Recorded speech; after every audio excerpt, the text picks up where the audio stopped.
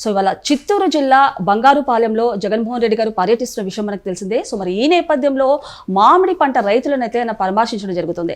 ఈ క్రమంలో జగన్మోహన్ రెడ్డి గారు ఒక విధ్వంసం అయితే క్రియేట్ చేసినట్టు తెలుస్తుంది. మరి దీని గురించి డిస్కస్ చేయడానికి మనతో పాటు senior political analyst Srinivas Jonnalagadda గారు ఇప్పుడు మనతో ఉన్నారు. నమస్తే సార్. నమస్కారం అండి. సార్, మరి చూస్తే ఇవాళ జగన్మోహన్ రెడ్డి గారు చిత్తూరు జిల్లా బంగారుపాలెంలో అయితే పర్యటిస్తున్నారు. సో ఈ నేపథ్యంలో తోతాపరి మామిడి పంటల రైతులకు సరైన మద్దతు ధర పలకట్లేదు కాబట్టి ఆయన పర్యటిస్తున్నట్టు తెలుస్తుంది. అలాగే ఇప్పుడు చూసుకుంటే కూడా ఒక విధ్వంసం క్రియేట్ చేశారంటూ కూడా తెలుస్తుంది. ఏం జరిగింది సార్ అసలు? మొట్టమొదటిగా మనం ఇక్కడ చెప్పుకోవాల్సిందండి, సార్ రైతుల్ని పరామర్శించడానికి వెళ్తున్నాడా లేకపోతే బల ప్రదర్శనకు వెళ్తుందా Jaganmohan Reddy and J party? ఇక్కడ కేవలం బల ప్రదర్శన కోసం తనకి ఇక్కడ ఏదో అక్కడ ప్రభుత్వం మీద అసంతృప్తి ఉంది, ఆదరణ తగ్గింది, నాకు ఆదరణ పెరిగింది అని ఎస్టాబ్లిష్ చేయాలని ఒక ఉద్దేశపూర్వకమైన పర్యటన తప్పించి ఇక్కడ మరి ఏ ఉద్దేశం లేదు. పరామర్శ కాదు, బల ప్రదర్శన ఇది. ఇక రెండో పాయింట్, మీరు పరామర్శ అంటున్నారు. పరామర్శ కంటే ముందు 2 నెలల క్రితం మీరు ముందు అదే యార్డుకి వెళ్ళి ప్రశ్నించవచ్చు కదా. రైతుకు గిట్టుబాటు ధర లేదు అని మీరు అనుకున్నప్పుడు, ఇది 2 నెలల క్రితం, ఇక్కడ పంట అయిపోయింది, సీజన్ అయిపోయిన తర్వాత సీన్ క్రియేట్ చేయడానికి వెళ్ళారు మీరు. సీజన్ అయిపోయిన తర్వాత సీన్ క్రియేట్ చేయడానికి వెళ్ళారు జగన్మోహన్ రెడ్డి గారు. ఏముంది ఇక్కడ? పంట అయిపోయింది. పంట అయిపోయిన తర్వాత ఇప్పుడు మీరు ఏం చేస్తున్నారు? పరామర్శించడానికి వెళ్తున్నారు. ఈయన రాజకీయం ఎలా ఉంటుందంటే, చనిపోయిన శవాల్ని పరామర్శించడానికి ఎలా వెళ్తారో అలాగే అయిపోయిన పెళ్లికి బాజాలు కొట్టడానికి వస్తాడు. అంతకుమించి ఇంకోటి లేదు. ఈయన ఒకవేళ నిజంగానే గిట్టుబాటు ధర కోసం ఫైట్ చేయాలనుకుంటే ప్రజల పక్షాన కానీ రైతుల పక్షాన కానీ అదే మార్కెట్ యార్డ్కి 2 నెలల క్రితం వెళ్ళి గిట్టుబాటు ధర కోసం రైతుల తరపున ప్రశ్నించాలి. ఆ పని చేయలేదు. అప్పుడు ప్రేక్షక పాత్ర వహిస్తాడు, బెంగళూరు ప్యాలెస్లో పడుకుంటాడు. అంతా అయిపోయిన తర్వాత వచ్చి అదిగో ఇదిగో అని మాట్లాడటం, లేనిది ఉన్నట్టు మాట్లాడటం చేస్తూ ఉంటారు. ఇప్పుడు జరుగుతున్నది అదే. ఇకపోతే రైతులకు నిజంగా నష్టం జరిగిందా, దానికోసం ఇతను మాట్లాడుతున్నాడా అనే విషయానికి వస్తే, రైతుల విషయంలో 2 నెలల క్రితమే దార్శనికత్వంతో దూరదృష్టితో చంద్రబాబు నాయుడు గారు తీసుకున్న నిర్ణయం ఇవాళ రైతులకు వరమైంది. అది ఎలాగంటే, గిట్టుబాటు ధర ఏదైతే ఉందో దాన్ని 2 నెలల క్రితం ప్రకటించడం జరిగింది. ఎందుకని? గత 2 సంవత్సరాల్లో ఉత్పత్తి ఏం జరిగింది, ఎగుమతులు ఎంతవరకు జరిగినాయి, మిగిలి ఇంకా ఎగుమతులు జరగాల్సింది ఎంత ఉంది, ఇవన్నీ ఆయన అన్ని అంచనాలు తెప్పించుకున్నారు. కాబట్టి సో పోయిన సంవత్సరం పంట ఇదే జిల్లాలో, అన్నమయ్య జిల్లాలో 2.5 లక్షల మెట్రిక్ టన్నులు దిగుబడి జరిగితే ఈ సంవత్సరం 6.5 లక్షల మెట్రిక్ టన్నుల దిగుబడి జరిగింది. సో ఆ వార రైతుకి మేలే జరిగింది. ఎలా అంటే, గిట్టుబాటు ధరని మనం ఒక పక్కకు పెడితే, రెండో పక్క రైతు ఎప్పుడు పంట దిగుబడి మీద దృష్టి పెడతాడు. దిగుబడి బాగుందంటే ఆటోమేటిక్గా అతను లాభపడతాడు. ఇక్కడ ఇంకో లాజిక్ ఒకటి ఉంది, ఆర్థిక శాస్త్రం తెలిసిన వాళ్ళకి ఎవరికైనా బుర్రున్న వాడికైనా తెలుస్తుంది. ఏంటంటే డిమాండ్ అండ్ సప్లై. ఇక్కడ పోయిన సంవత్సరం దిగుబడి తక్కువ ఉంది కాబట్టి డిమాండ్ ఎక్కువ ఉంటుంది, ఆబ్వియస్లీ రేట్ ఎక్కువ ఉంటుంది. ఈ సంవత్సరం దిగుబడి ఎక్కువ ఉంది కాబట్టి డిమాండ్ తక్కువ ఉంటుంది. మార్కెట్ ఎప్పుడు కూడా డిమాండ్ సప్లై మీద ఆధారపడి ఉంటుంది. అలాంటప్పుడు ఆటోమేటిక్గా గత సంవత్సరం కంటే రేట్ తక్కువే ఉంటుంది. ఇలాంటి సందర్భంలో కూడా పంట దిగుబడి అంతా ఉన్నా కూడా చంద్రబాబు నాయుడు గారు రైతుల కోసం గిట్టుబాటు ధరని 8 రూపాయల నుంచి 12 రూపాయలకి తను పెంచి ప్రభుత్వం తరపు 4 రూపాయలు ఇచ్చి ముందస్తు ప్రణాళిక చేపట్టాడు. కాబట్టి ఇవాళ రైతు సేఫ్ అయ్యాడు.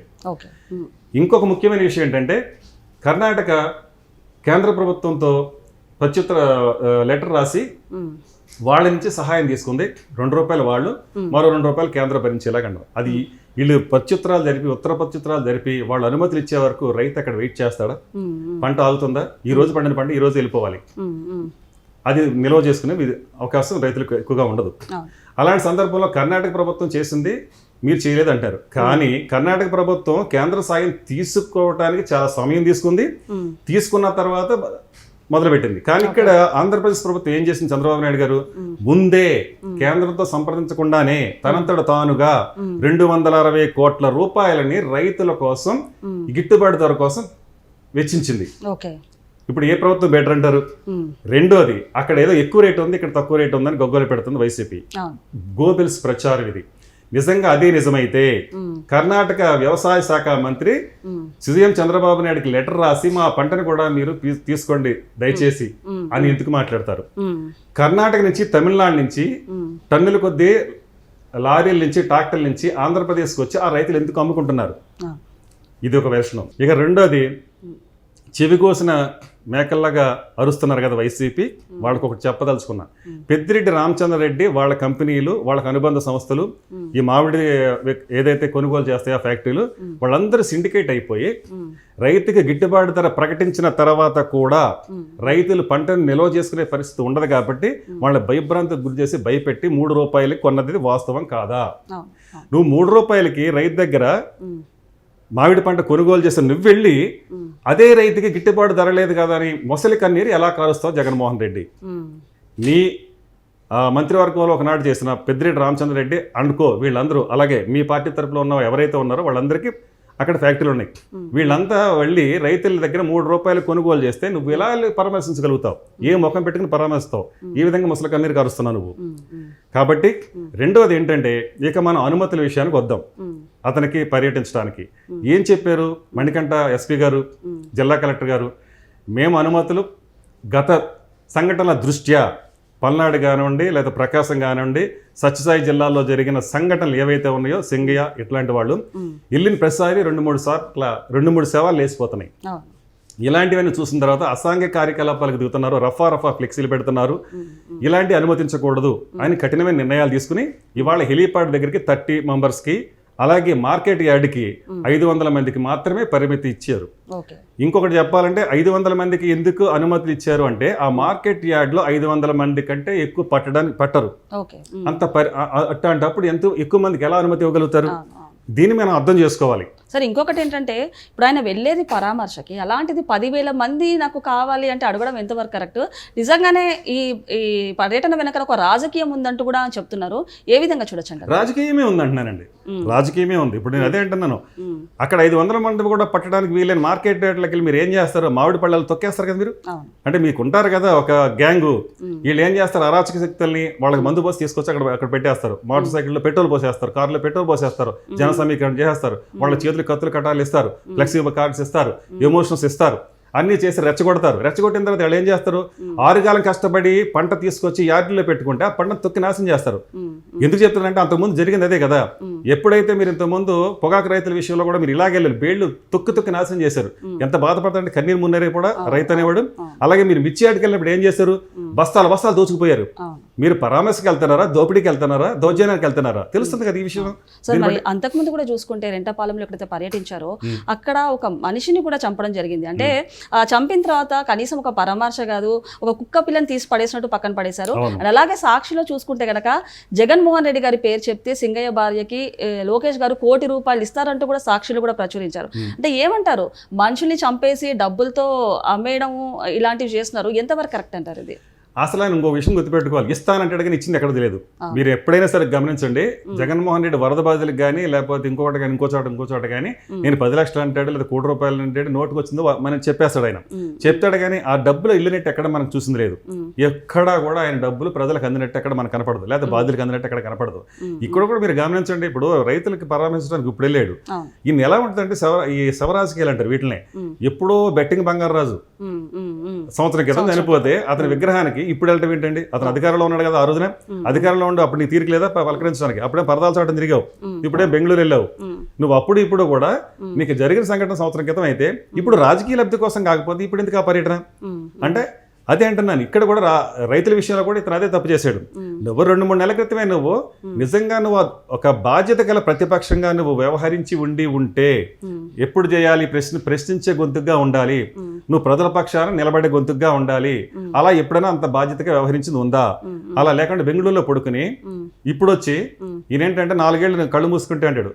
కళ్ళు మూసుకుని గడ నిద్రలోకి వెళ్ళిపోయావయ్యా, ప్రజలు సంతోషంగా ఉంటారు. అంతేగాని ఇలా వచ్చి ఈ విధంగా మేలుకో బాబు అంటున్నాడు. బాబు ఎప్పుడు మేలుకునే ఉన్నాడు, నువ్వే కళ్ళు తెరిచి నిద్రపోతున్నావు జగన్మోహన్ రెడ్డి అని ప్రజలు గుర్తు చేయడానికి వాళ్ళ ప్లికార్డ్స్ పట్టుకుని గో బ్యాక్ జగన్ అని వాళ్ళ బంగారుపాలెంలో నిరసన ఆగ్రహ జ్వరాలు వ్యక్తం చేస్తున్నారు. ఎందుకంటే మాకు బాబు గారి పరిపాలన బాగుంది, కూటమి పరిపాలన బాగుంది, మాకు గిట్టుబాటు ధర కల్పించడానికి ఆయన కష్టపడి ఈ కేంద్ర ప్రభుత్వం ఇవ్వకపోయినా కానీ ఈయన ముందే ఇచ్చారు కదా. నిన్నగాక మొన్న అచ్చెన్నాయుడు గారు వ్యవసాయ శాఖ మంత్రి గారు శివరాజ్ సింగ్ చౌహాన్ గారి దగ్గరికి వెళ్ళి, కేంద్ర వ్యవసాయ శాఖ మంత్రి, అక్కడికి వెళ్ళి అయ్యా మేము ఈ విధంగా మిమ్మల్ని సంప్రదించక ముందే రైతులు నష్టపోకుండా ఉండడం కోసం 260 కోట్ల రూపాయలు మేము వెచ్చించాము, దయచేసి ఆ రైతులు కష్టాలు అర్థం చేసుకుని మీరు దాని మీద మాకు తగు న్యాయం చేయండి అని అప్పీల్ చేసుకున్నారు. ఇలా ఉంటది ఈ ప్రభుత్వం. ఎందుకంటే జరిగిన తర్వాత నష్టాన్ని పూడ్చడంగా జరగక ముందు నష్టాన్ని పూడ్చాలి. అదే ప్రక్రియ చేపట్టారు కాబట్టి ముందస్తుగా గిట్టుబాటు ధర కల్పించారు కాబట్టి వాళ్ళ రైతులు సేఫ్. అందుకని రైతులకు వాస్తవాలు తెలుసు కాబట్టే ఇవాళ అక్కడ నిరసన లేదు, ఆందోళన లేదు. ఆందోళన చేసేది ఎవరంటే ఆందోళన అక్కడ ఉందని ఎస్టాబ్లిష్ చేయడానికి, రైతుల్లో అసంతృప్తి ఉందని ఎస్టాబ్లిష్ చేయడానికి, ప్రభుత్వం పట్ల వ్యతిరేకం ఉందని ఎస్టాబ్లిష్ చేయడానికి, వీళ్ళకి ఏదో ఆదరణ పెరిగిపోయిందని ఎస్టాబ్లిష్ చేయడానికి ఇలా కాస్త మందో ఏదో డబ్బా ఇచ్చి ఆ ట్రాక్టర్లోనూ లారీల్లోనూ ఇలా బళ్ళ మీద తీసుకొచ్చి నేను అంటానండి, అసలు నిజంగానే మీరు బాధ్యత గల ప్రతిపక్షం అయితే వాయిస్ మీరు వినిపించాలంటే మీడియా ఉంది. మీడియా ముఖంగా మీరు 10 మందిని తీసుకెళ్ళి అక్కడ ఏదైతే మార్కెట్ యార్డ్లో ఉందో మీడియా ముందు చెప్పండి, ఇక్కడ రైతులకి ఈ విధమైన ఇబ్బంది ఉందని. మీరు ఇవి బల ప్రదర్శన ఏం అవసరం ఉంది? అక్కడ మీ వాయిస్ కదా ప్రజలకు వెళ్ళాల్సింది. మీరు చేసేది ఏంటి? బల ప్రదర్శన చేస్తున్నారు. అక్కడ ఏది సానుభూతి కోసమా, లేకపోతే వాళ్ళు ఏదో ఓదార్చడం కోసమా, లేకపోతే వాళ్ళకేదో మేలు జరగడం కోసం మీరు వెళ్ళినట్టే లేదు అక్కడ. ఇక్కడ ఇంకో విషయం ఇక్కడ గుర్తు చేయాలండి. మీరు అంతకుముందు తిరుపతి విషయంలో కూడా గోవులు చచ్చిపోతే పశువులు చనిపోయిన సందర్భంలో కూడా అక్కడ పరిశీలించడానికి 10 మంది ఒక డాక్టర్ని తీసుకెళ్తే సరిపోద్ది. మీరు ఏమన్నా 2000 మంది వెళ్తా ఉన్నారు. 2000 కూడా లేని పశువుల దగ్గరికి 2000 మంది పశువులు లాంటి కార్యకర్తలను తోలేస్తే అక్కడ ఎంత అదిరిపోతాయండి ఆ పశువులని. వీళ్ళు ఏంటంటే పశువుల కన్నా హీనంగా ప్రవర్తించే కార్యకర్తలు ఎన్టీఎస్కెళ్ళి ఈ విధంగా దౌర్జన్యాలు సృష్టించడం తప్పితే అక్కడ బాధ్యత గల ప్రతిపక్షంగా ఏనాడో ఫెయిల్ అయిపోయింది. అది ఉంటే వాళ్ళ గొంతుకుని అసెంబ్లీలో వినిపించేవాళ్ళు. అది జరగకుండా రోడ్ల మీదకి వచ్చి ఇలా దొందీలు చేయటం, రోడ్ల మీదకి వచ్చి ఇలాంటి బల ప్రదర్శన చేయడం తప్పితే ఇంకో పని ఇంక రాబోయే రోజుల్లో కూడా వీళ్ళు చేయరనేది ప్రజలు గమనిస్తున్నారు. సార్, ఫైనల్ గా చూసుకుంటే అక్రమాలు చేస్తున్నారు, బెదిరిస్తున్నారు, మీడియా ముందు ఎగురుతున్నారు, అండ్ అలాగే సినిమా చూపిస్తామంటూ కూడా చెప్తున్నారు. ఇవన్నీ చేస్తూ మళ్ళీ 2029 ఎన్నికల్లో ఖచ్చితంగా మేమే వస్తాము, అప్పుడు మీ అందరూ అంతు తేలుస్తా అంటూ జగన్మోహన్ రెడ్డి గారు చెప్తున్నారు. ఏమంటారు సార్ దీని గురించి? వచ్చినప్పుడు చూద్దాంలే, మీరు ఎలా వస్తారో నేను చూస్తానులే అన్నారు పవన్ కళ్యాణ్ గారు. దానికి ఇదే సమాధానం ప్రజల నుంచి కూడా. ప్రజలు విసిగిపోయి వేసారిపోయారు. ఒక్క ఛాన్స్ అన్నాడు జగన్మోహన్ రెడ్డి. ఆ ఒక్క ఛాన్స్ అనేటప్పుడు జనం కొంచెం తప్పుడడుగు పడింది. ఒక రకంగా చెప్పాలంటే తప్పుడడుగు. ఆ విధంగా నష్టపోయారు ప్రజలు. 5 ఏళ్లు పోలవరం ఏమైంది, అమరావతి ఏమైంది, అభివృద్ధి ఏమైంది? బటన్ నొక్కి అయిపోతుందా? బటన్ నొక్కి వెళ్ళి పడుకుంటే కాదు కదా. కానీ మొత్తం సంకనాకపోయింది. ఎక్కడ రాష్ట్రం అంతా కూడా ఎక్కడ ఏముంది అభివృద్ధి? ఏమైనా ఉద్యోగాలు ఉన్నాయి? ఉపాధి కల్పన ఉందా? ఏమీ లేదు. పిల్లల యువత అంతా కూడా గంజాయి అమ్ముకుంటే బతికే పరిస్థితికి వచ్చారు. ఈ పరిస్థితికి నెట్టేసి రాష్ట్రాన్ని అంధకారంలోకి నెట్టేసి బొత్స సత్యనారాయణ అన్నట్టు అమరావతిని శ్మశానం చేసేశారు. ఇలాగా ఒక ఏ రంగం చూసినా కానీ కుదేలైపోయింది. ఇక మద్యం అమ్ముకుని డబ్బులు సంపాదించుకోవడం తప్ప జగన్మోహన్ రెడ్డి నువ్వేం చేసావు అని జనాలు అడుగుతున్నారు. కాబట్టి ప్రతిపక్షంగా నువ్వు ఈ స్థాయిలో ఇప్పుడు 11 స్థానాల్లో ఉన్నావు. ఇలానే వ్యవహరిస్తే ఇది కూడా లేకుండా చేసే పరిస్థితికి ఎదురవుదు తప్పితే రాబోయే రోజుల్లో మేమే అనే ప్రశ్న ఉదయించదు, తలెత్తదు. Okay sir, thank you. నమస్కారం.